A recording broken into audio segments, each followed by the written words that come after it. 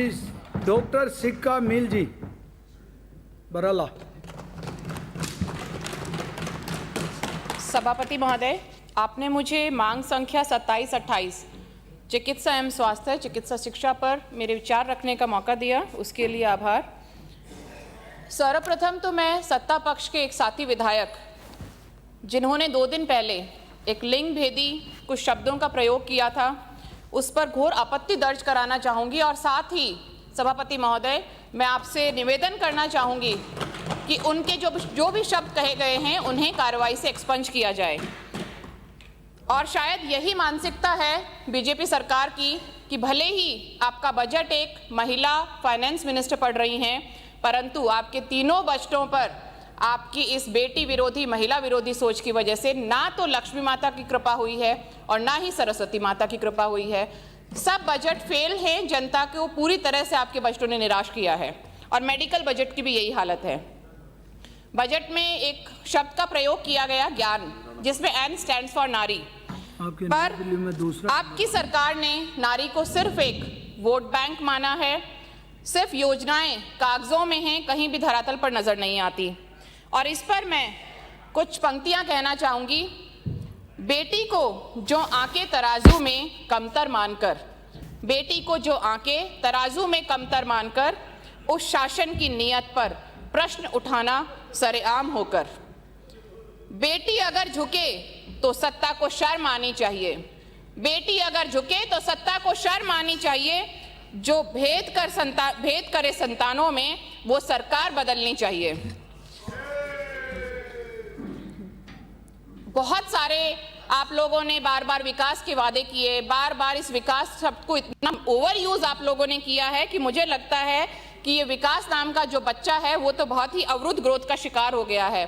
और आपकी ये जो महिला विरोधी मानसिकता है, मेरा सुझाव है कि आप उसको बदलें और इस विकास का नाम, क्योंकि नामकरण में, नाम बदलने में आप लोग बहुत माहिर हैं, तो इस विकास का नाम एक बच्ची के नाम पर रख दें, उन्नति रख दें, प्रगति रख दें, तो क्या पता आपका भी भला हो और जनता का भी कुछ भला हो जाए।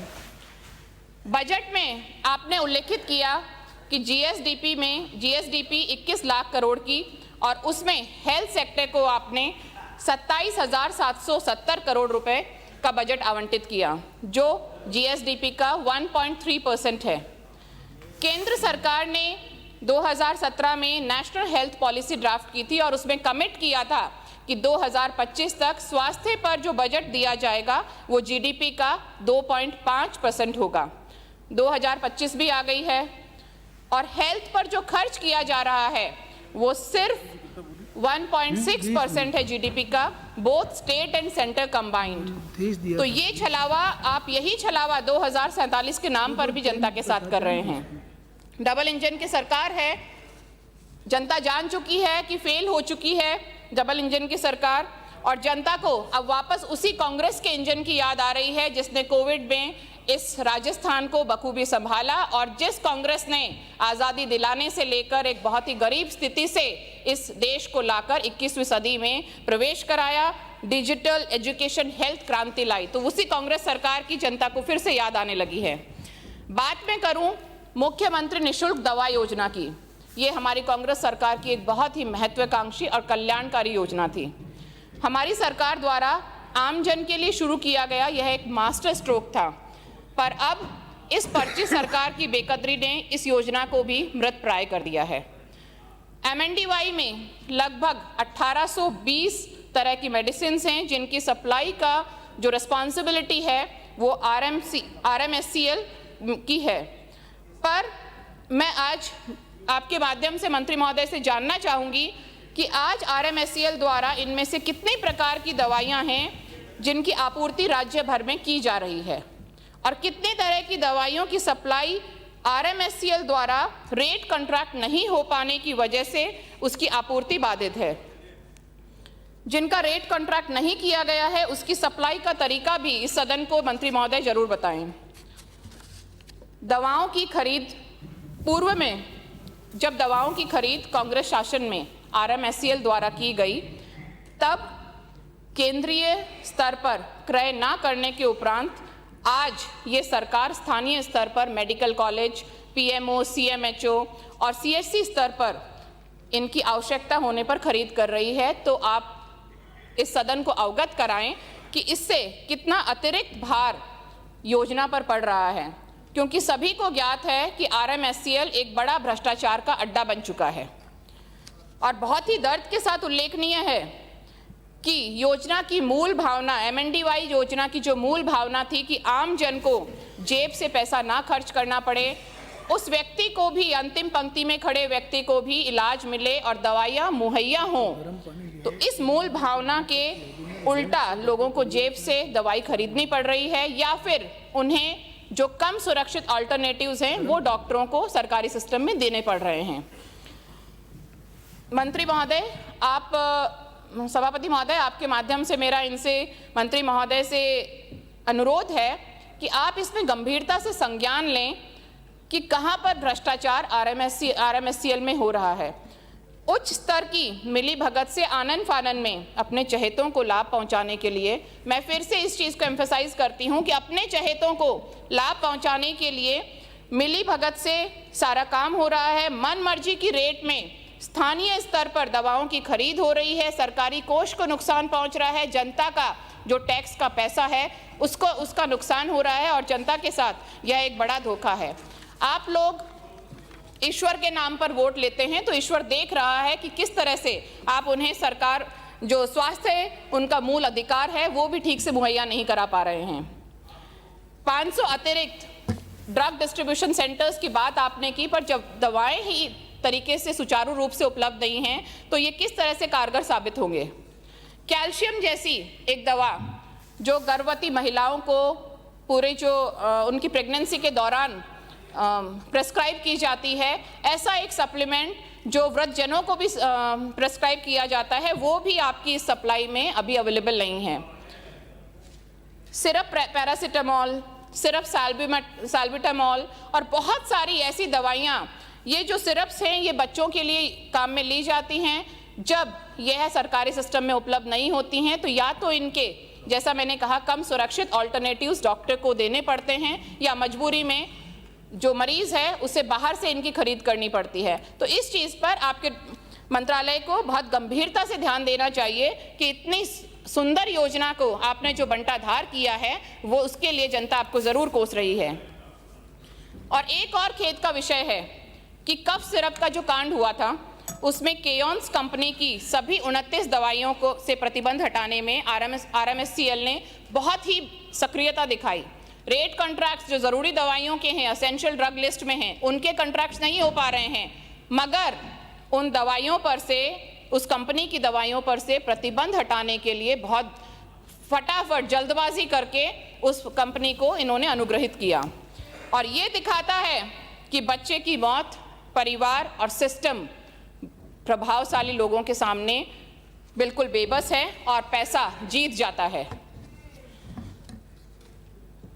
मंत्री महोदय, आप हमें ज़रूर अवगत कराएं कि आज ये, मैं राजनीति से ऊपर होकर, परे होकर हम अगर बात करें, तो WHO जो मानक हैं उनका अनुसरण करते हुए राज्य में कितनी PHC, CHC, ट्रॉमा सेंटर्स हैं जहां पर डॉक्टर्स, पैरामेडिकल स्टाफ और सभी संसाधन हमारे पास उपलब्ध हैं, और वो वेल इक्विप्ड सेंटर्स हैं।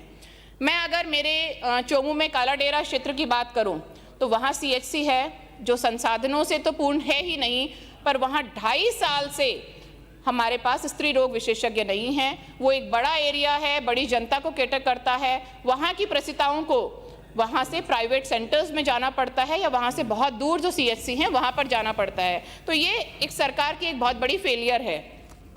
ट्रॉमा सेंटर्स की हम बात करें, तो ट्रॉमा सेंटर्स को हमने सिर्फ नाम दे रखा है, पर कितने ट्रॉमा सेंटर्स हैं, हम अगर SMS की बात ना करें, टर्शियरी सेंटर की बात ना करें, मेडिकल कॉलेजेस की ना बात करें, तो कितने ट्रॉमा सेंटर्स हैं जहां पर हम पॉली ट्रॉमा का अच्छे से इलाज कर पा रहे हैं। अगर हम इस चीज़ में स्टडी करेंगे तो ज़्यादातर जो ट्रॉमा सेंटर्स हमने नाम के लिए अभी बना रखे हैं, आपने 2.5 साल में उनको वेल इक्विप नहीं किया है, वो सभी ट्रॉमा सेंटर्स, नाम के ट्रॉमा सेंटर्स, सभी मरीजों को टर्शियरी सेंटर्स पे रेफ़र कर रहे हैं और लोग इलाज से वंचित रह रहे हैं। और इसी बीच एक और बहुत ही आश्चर्यजनक न्यूज़ पढ़ने को मिली जोधपुर और जैसलमेर से। न्यूज़ का शीर्षक था, अब डॉक्टर्स भी कुत्ते भगाएंगे। टीचर्स को आपने पहले इसमें लिया, फिर आप डॉक्टर्स को इसमें ला रहे हैं, तो आपके अधिकारियों को इतनी जिम्मेदारी और इतनी संवेदनशीलता रखनी चाहिए कि हमारे पास डॉक्टर्स इलाज के लिए अभी उपलब्ध नहीं हैं, हमारी CHCs PSCs खाली पड़ी हैं, और आप इस तरह के अगर कोई ऑर्डर्स निकालते हैं तो उसमें उन्हें शर्म आनी चाहिए। कामों में अनियमितताएं और मेडिकल में भ्रष्टाचार क्यों ना हो, मंत्री महोदय ज़रूर अवगत कराएं कि कितने जिलों में ऐसे CMHOs हमने लगा रखे हैं जिन पर पहले से कोई भ्रष्टाचार के आरोप चल रहे हैं, जिन पर कोई जांच चल रही हैं, और जिनको अनुभव और वरिष्ठता इनके नियमों का उल्लंघन करके उच्च अधिकारियों ने अपने निजी लोगों को ऑब्लाइज करने के लिए वहां पर लगा रखे हैं। अगर जिन लोगों पे पहले से भ्रष्टाचार के आरोप हैं उन पर कार्रवाई नहीं हो रही है और उनको आप ऐसा जिम्मेदार वाला पद देते हैं, तो ये आपकी तरफ से सुनिश्चित करता है कि आप लोगों की भी भ्रष्टाचार में पूरी तरह से संलिप्तता है। मां योजना, आपने नाम बदल दिया, चिरंजीवी योजना नाम था, हमने बहुत अच्छे से लोगों को इलाज सुलभ कराया, पर आज इस मां योजना की जो शिकायत पोर्टल है उसको आपने बहुत कमज़ोर कर दिया है। जिस आदमी को कहीं भी इलाज उपलब्ध नहीं हो रहा है, हमारे कांग्रेस सरकार के वक्त में उसके लिए सरकार प्रतिबद्ध थी, मगर आज लोग दर दर की ठोकरें खाने के लिए मजबूर हैं और अपनी ज़मीनें बेचकर इलाज कराने के लिए मजबूर हैं, क्योंकि सरकार इसके लिए ज़रा भी गंभीर नहीं है। मां योजना में महिला स्वास्थ्य की अगर हम बात करें, बजट में कहा गया है कि महिला स्वास्थ्य को लेकर सरकार बड़ी संवेदनशील है। इन्फेंट मॉर्टेलिटी रेट को कम करने का टारगेट है, मैटरनल मॉर्टेलिटी रेट कम करने का टारगेट है, पर तीसरे बजट में भी आप एक महत्वपूर्ण घोषणा नहीं कर पाए। वो घोषणा है गर्भवती महिलाओं को प्राइवेट हॉस्पिटल्स में भी प्रसव की सुविधा उपलब्ध होनी चाहिए ताकि हमारी महिलाओं को उनके स्वास्थ्य का अधिकार मिल सके। सरकारी अस्पताल, सभी जो भी मैटरनिटी अस्पताल हैं, चाहे हम जनाना अस्पताल जयपुर में लें, गणगौरी अस्पताल लें, कांवटिया लें, या फिर अगर हम ग्रामीण इलाकों में CHC PSC की बात करें, तो वो सभी पूरे संसाधनों से इक्विप्ड नहीं हैं, कहीं पे डॉक्टर्स नहीं हैं, और जो कॉम्प्लिकेटेड प्रेगनेंसीज होती हैं वहाँ पर लोगों को इलाज नहीं मिल पाता है। अभी हमने देखा कुछ ही समय पहले रिंगस में भी एक महिला की और उसके बच्चे की मौत हुई, क्योंकि वो वहाँ पर जो CHC थी वो वेल इक्विप्ड नहीं थी, वहाँ पे ब्लड की कोई सुविधा नहीं थी। तो इस प्राइवेट सेक्टर में, इस मैटरनिटी सेक्टर में प्राइवेट सेक्टर एक बहुत अहम भूमिका अपनी अदा करता है। आपने बहुत सारे एरियाज़ में प्राइवेट हॉस्पिटल्स को स्टेक होल्डर्स बनाया है। तो मैं आपसे अनुरोध करना चाहूँगी, परिवर्तित बजट में आप ये घोषणा ज़रूर करें कि हमारी महिलाओं को, गर्भवती महिलाओं को उनका अधिकार मिले और वो प्राइवेट हॉस्पिटल्स में भी अपनी डिलीवरी करा सकें। ट्रांसप्लांट्स, किडनी ट्रांसप्लांट्स, क्योंकि बढ़ती बीमारियां हैं तो किडनी ट्रांसप्लांट्स आजकल बहुत एक साधारण सी समस्या हो गई है। जो हमने, बहुत सारे सदस्यों ने ये चीज़ का सामना किया होगा, किडनी ट्रांसप्लांट के लिए लोग आते हैं, हर जगह पे किडनी ट्रांसप्लांट मां योजना में उपलब्ध नहीं है। टर्शरी सेंटर्स पे लोग जाते हैं तो वहाँ गरीब से गरीब व्यक्ति आता है और कहता है कि इलाज तो हमें मां योजना में मिल रहा है, पर उसके अतिरिक्त हमें जेब से कम 3-4 लाख की दवाइयाँ, 3-4 लाख की जांचें करानी पड़ रही हैं। तो इसमें मेरा सुझाव है कि एक बार इस चीज़ को अच्छे से इस पर स्टडी कराई जाए कि मरीज़ को कहाँ पर ये जो सुविधा है वो ठीक से नहीं मिल पा रही है और उसको जेब से पैसे लोग हम लोगों से आकर बोलते हैं कि आप विधायक कोष से हमें कुछ पैसा जारी कराएं और हमें ज़मीन बेचनी पड़ रही है। तो ट्रांसप्लांट को हम सुगम क्यों नहीं बना पा रहे हैं, इसके लिए हम लोगों को एक बार गंभीरता से विचार करना चाहिए। एक मुद्दा जो महिलाओं का ही है, मेंस्ट्रुअल हाइजीन को प्रमोट करने के लिए हमारी कांग्रेस सरकार ने इंदिरा गांधी जी की जयंती पर 19 नवंबर 2021 को उड़ान शक्ति योजना शुरू की थी और नेशनल फैमिली हेल्थ सर्वे 4 का 2015-16 का सर्वे का रिपोर्ट है, जिसके अनुसार सिर्फ 47.9% महिलाएं हैं वो सैनिटरी नैपकिन्स इस्तेमाल कर पाती हैं। महिलाओं के स्वास्थ्य को प्रमोट करने के लिए जो हमेशा कांग्रेस सरकार का महिला स्वास्थ्य एक प्राथमिकता रहा है, हमने उसको प्रमोट करने के लिए हमारी सरकार ने ये योजना शुरू की और इसके अंतर्गत स्कूल, कॉलेज और आंगनवाड़ी लेवल पे 11 से 45 वर्ष की महिलाओं को निःशुल्क सैनिटरी पैड्स उपलब्ध कराने के लिए हमने उनको वादा किया। और बहुत ही शर्म की बात है कि फिर से RMSCL इसमें एंट्री करता है और टेंडर प्रक्रियाओं की जो मैस के कारण या उनके कोई पर्सनल कुछ हितों को देखते हुए या शायद आपकी सरकार की नीयत नहीं है उसको देखते हुए आपने जो सैनिटरी पैड्स की आपूर्ति है उसको सुचारू नहीं रखा। और इस उड़ान योजना पर हम 2 साल से बार बार बहुत सारे सदस्य इस चीज़ के लिए बोल चुके हैं, पर सरकार अपना रुख बिल्कुल भी स्पष्ट नहीं कर पाई है। तो मेरा आपसे निवेदन और सुझाव है कि health department, women and child development जो डिपार्टमेंट है वो लोग मिलकर यह सुविधा नियमित और गरिमापूर्ण रूप से कराएं ताकि लाभार्थियों तक ये लाभ पहुंच सके। RGHS की तो बात ही निराली है। कांग्रेस सरकार की फिर से एक बहुत बड़ी महत्वाकांक्षी योजना थी। सरकारी कर्मचारियों को इसने उनके लिए एक बड़ा वरदान ये योजना साबित हुई, पर इसे भी आपकी सरकार ने पूरी तरह से कमज़ोर कर दिया। हॉस्पिटल्स, मेडिकल स्टोर्स का एक सैकड़ों करोड़ का पैसा आप नियमित रूप पर भुगतान नहीं कर पाते हैं। अगर आपको कोई नियमितता लगती है तो आप डेफिनेटली उन लोगों पर अपनी कार्रवाई करें, नियम अनुसार जो भी आपकी कार्रवाई बनती है, जो लोग भ्रष्टाचार में या गलत तरीकों में लिप्त हैं।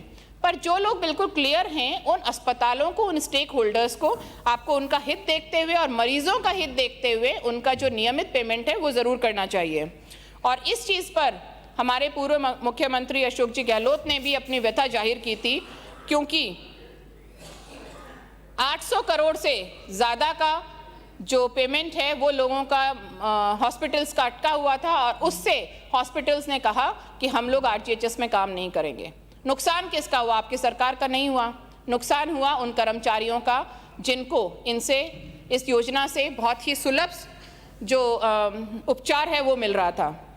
तो मेरा आपसे फिर से निवेदन है कि सभी लाभार्थियों के हितों को देखते हुए RGHS योजना या माँ योजना उसको देखते हुए अस्पतालों को, स्टेक होल्डर्स को आप वक्त पर उनका जो भी पेमेंट होता है वो करें ताकि ये सुचारू रूप से चालू रह सके। SMS, अभी मेरे से पूर्व वरिष्ठ सदस्य ने भी SMS का जिक्र किया। SMS हमारे देश के सबसे बड़े अस्पतालों में आता है और खेद का विषय है कि जो MRI सेंटर है, इतने सालों से SMS अस्पताल चल रहा है, पर कोई भी शायद इस पर विचार करने को तैयार नहीं है कि वहाँ पर जो MRI सेंटर है वो भी प्राइवेट कंपनी द्वारा संचालित है।